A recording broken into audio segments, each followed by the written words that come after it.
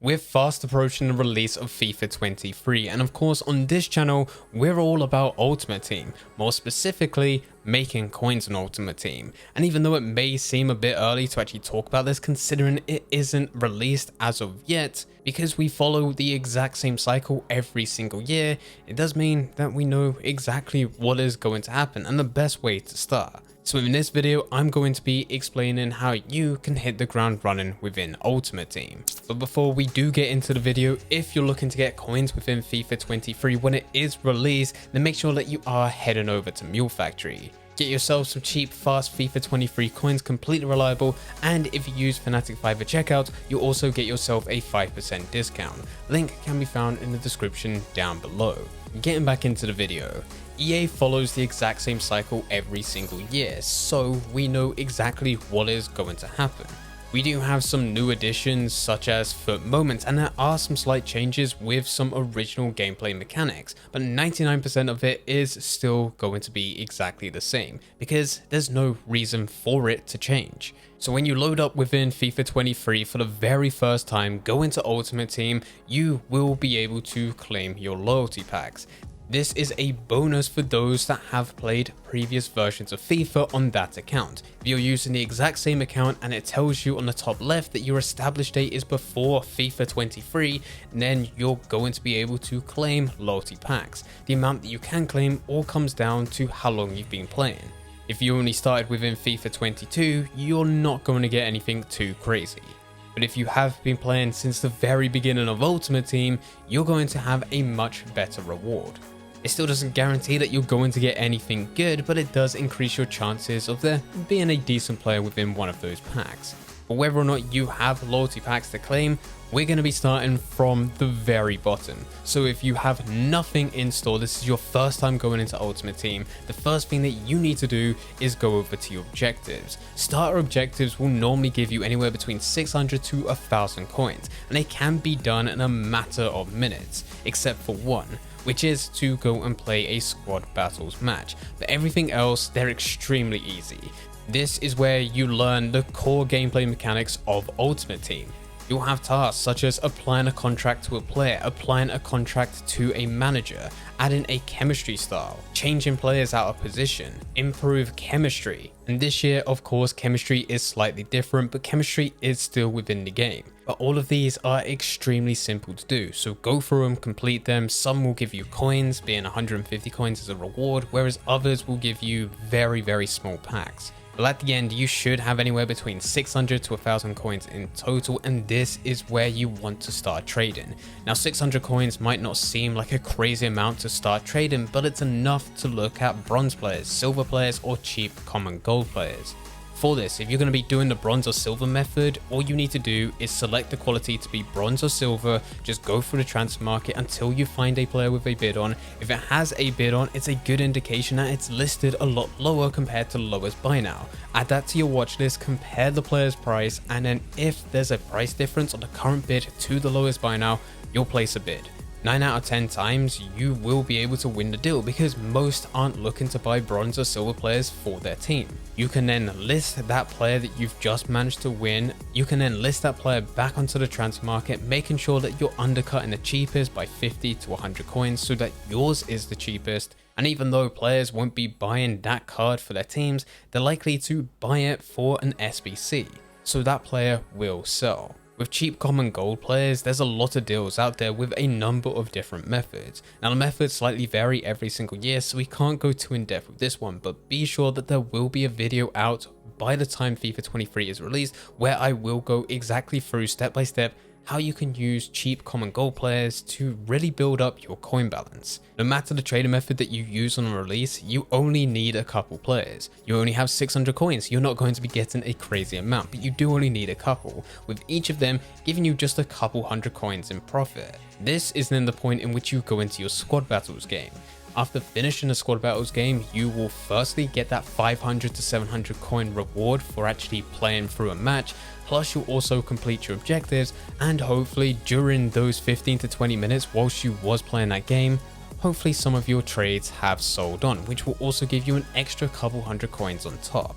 Now this is where most people make the exact same mistake every single year. They'll earn those extra coins and they'll immediately look to improve their team. They'll get the 500 to 700 coins from the squad battles match and immediately look to go and buy a player. And of course, because you are on a very limited budget, the players that you're buying are not good, but even worse, it takes you back down to zero. You have no coins left for you to continuously trade, so you can't buy any more players to trade with, so you lose those extra coins and forces you to go back to a match again where they repeat the same process over and over again. This is one of the slowest ways that you can start your ultimate team. It's going to take forever for you to build your team. Instead, it's better to finish your games, claim your coins, complete any of the objectives, and then use those coins to buy even more trades, using the exact same methods as we mentioned before: bronze, silver, or cheap common gold players. Now that you have more coins, you should hopefully be able to buy more deals. It might even take you a bit longer to find these trades, but that's fine. Once you've bought these players and are listed on the transfer market, that's when you'll go into another squad battles match. At the end of that squad battles match, you're going to get the exact same coins again, being 500 to 700 in total. But when you go back into the menu, you should have even more coins added to your account because there's even more players listed and there's a higher chance that you'll be able to sell even more of them. And you just keep this cycle going. This cycle is going to keep on giving you more and more coins the more time that you do this. Eventually, this will snowball to the point where you're no longer just making 500 or 700 coins. Instead, you're making a few thousand, 5,000, 10,000. You'll be able to build a much better team and you'll be able to go and get there a lot quicker. Once you do get to around 15 to 20k, this is normally the time in which I look to buy a team, but I don't spend all my coins. Instead, I'll buy a team worth about 10k max. The reason for this is if you were to spend all of your coins, it takes you back down to zero. You can go into online matches, but still, at the end of those games, you're probably going to get the exact same coin reward as what you was able to get before. And for the start, you're not going to be able to trade as many players. You need to build up from zero. But if I had 20k in the bank and then spent 10k on a team, I still have 10k left over. That's still 10k that I can use on different trading methods, which is going to give me an even bigger return. And you can keep that momentum going while still having the luxuries of having a full rare gold team. With a full rare gold team, this is normally the point in which I start to play online, but it really doesn't matter. If you're not a confident player, you can carry on playing single player. It really doesn't make too much of a difference. No matter what games you go into, the process continues. You're going to play matches, and after, you're going to use those coins to trade with, and then you're going to go into another match. And hopefully at the end of that match, you've got the coins from the match itself, plus also the coins from the trades that sold on to keep this process going.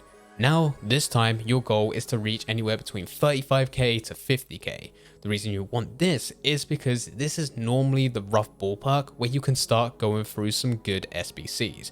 You'll need to complete your starter SBCs, which you probably can do with just some of the bronze players you already have from your starter team. You no longer need those players, so you can just throw whoever you want into these, but immediately you want to move to the advanced SBCs. These SBCs are normally called League and Nation Hybrid, Hybrid Nations, and Hybrid Leagues. Your 50k will not be able to complete all 12 of these challenges, but you should be able to look at the challenge which gives the best possible reward within each of them. These are the hardest ones to go through, they've got the worst requirements, they take the most time, but they're not priced too much higher than what the other ones are priced at. But it does also have the best reward. So you should be able to go through this, and as long as you are completing it for less than a pack reward is actually worth at the end, or the coin reward, you will be in profit. Since SBCs have been a thing within the game, these SBCs have always been there, and after completing them, I've always had more coins than what I started with. There was even one year where I ended up having 500k profit because of the players that I was able to pack from them. Now that doesn't mean that you're guaranteed to make 500k, even if you spend time going through this and you make 10, 20k profit. At the end of the day, profit is still profit. But the cheaper that you complete them, the more coins you're going to have. So look to bid or snipe players, get them below their market value, put them into this SBC, complete them, claim your rewards, and for every single one of the players that you get, list them onto the transfer market, trying to maximize the most amount of coins. With the coins that you get, go back through these challenges and complete the next one along. Eventually, you'll be able to complete all 4, which will then give you the overall reward, and then you'll move on to the very next one. starting with the hardest one first and then working your way backwards to complete that, and then finally go into the final SBC. Once these SBCs are done, it's likely that you've probably reached your first 100k. You don't need to do all of this on the very first day, you can spread it out for the first week. With the coins that you get, what I recommend doing is looking at investing into some of those Team of the Week players. What I tend to do, no matter how many coins I manage to make per week, 50% of it goes into investments. That way my coin balance carries on going up, which I can use to build teams and trade with players, but on top of that, so does my club value. I'll buy one of each special card until I get that 50%, which is utilized from the coin balance that I managed to trade for that week, throw those players into my club and keep them there for a couple weeks, couple months, come back and realize that they've added so much more value. We did the exact same thing last year and we added millions of coins to our account by the time we reached December. And it all starts with that very first week. You don't need a crazy amount of players, just get 3 or 4 players, any of the Team of the Weeks which are listed between 10 to 20k, which are fairly good ratings. You don't want a low 70 something rated Team of the Week player, but anything above 80 tends to do well. So get some of them into your club and I guarantee from that point onwards, everything is just going to be easy in Ultimate Team.